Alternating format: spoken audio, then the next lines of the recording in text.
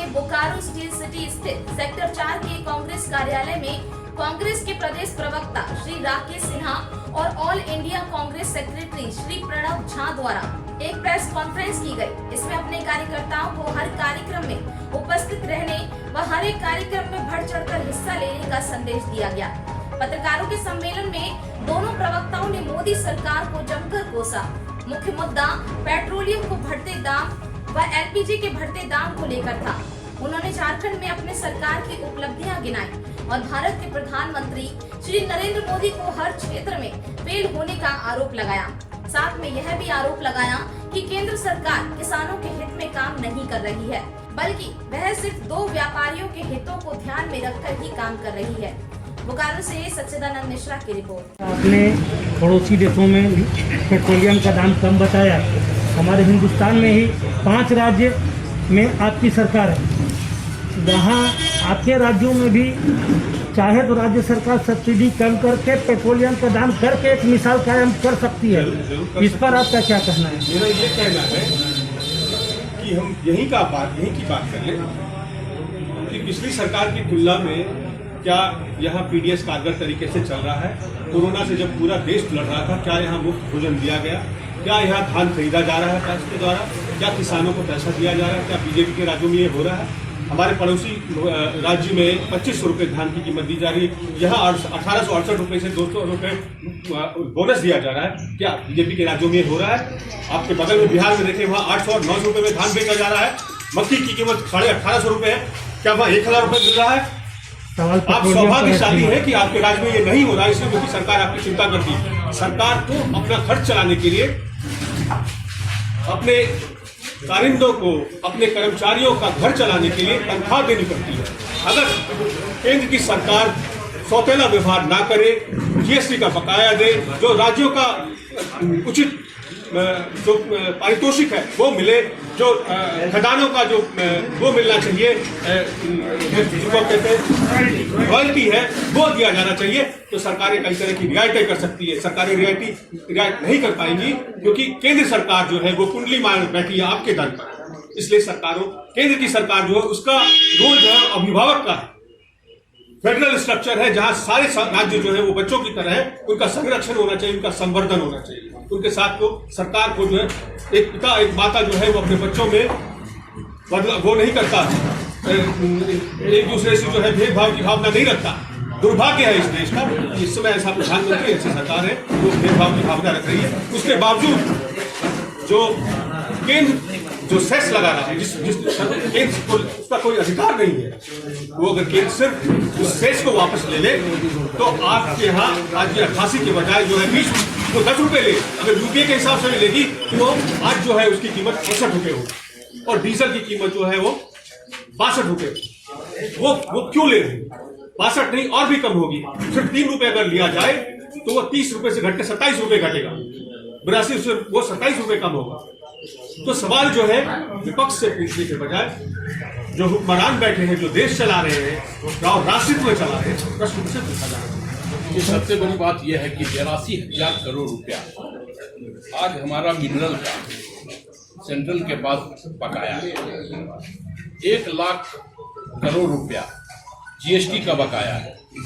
उसके बावजूद वो पैसा केंद्र हमको दे नहीं रही, उसके बावजूद केंद्र हमारे साथ वो व्यवहार कर रही है।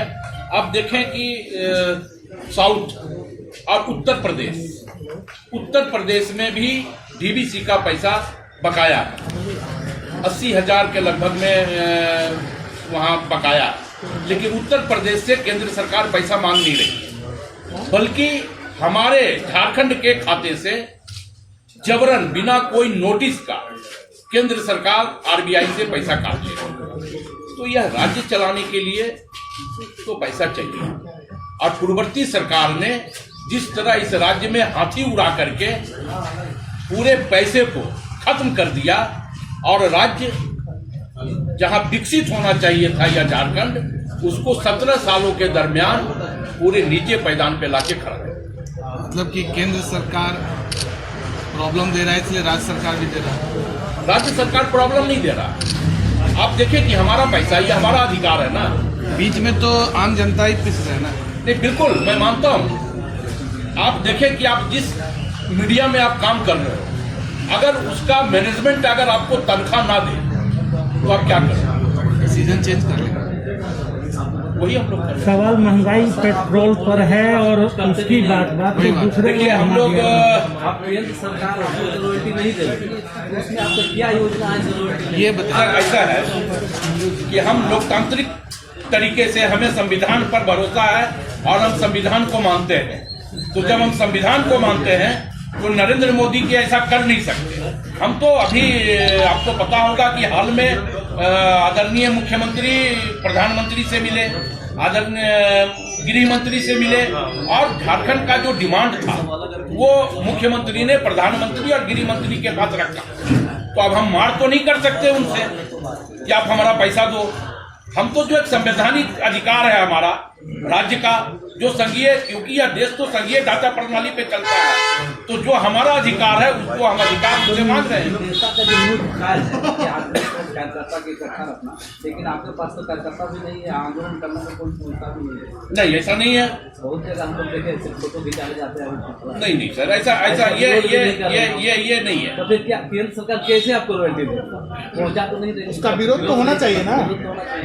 विरोध उसका हुआ है, राजधानी की सड़कों पे भी उसका विरोध हुआ है और ये आपके मीडिया में भी आया है वो विरोध। तो अब हम लोग संविधान से बाहर तो जाकर के गोली नहीं चला।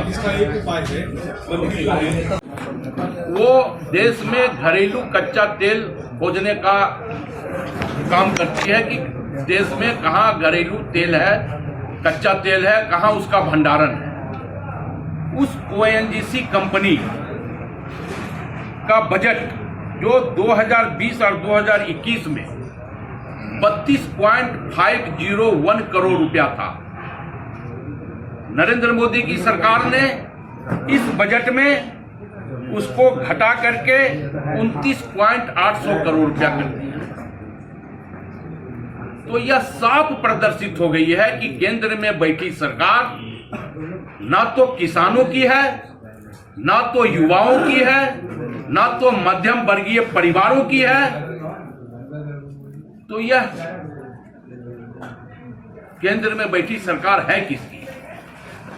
तो इसका जवाब यह है कि यह केंद्र में बैठी सरकार देश के 11 पूंजीपतियों के हाथों खेल रही है। क्योंकि एक तरफ जहां कोरोना वैश्विक मंदी के दौरान देश का GDP गिर गया, देश की अर्थव्यवस्था चरमरा गई, वही देश के 11 पूंजीपति के इनकम में जबरदस्त उछाल आया है, जबरदस्त इजाफा आया है, जैसे नरेंद्र मोदी जी की दाढ़ी में आया।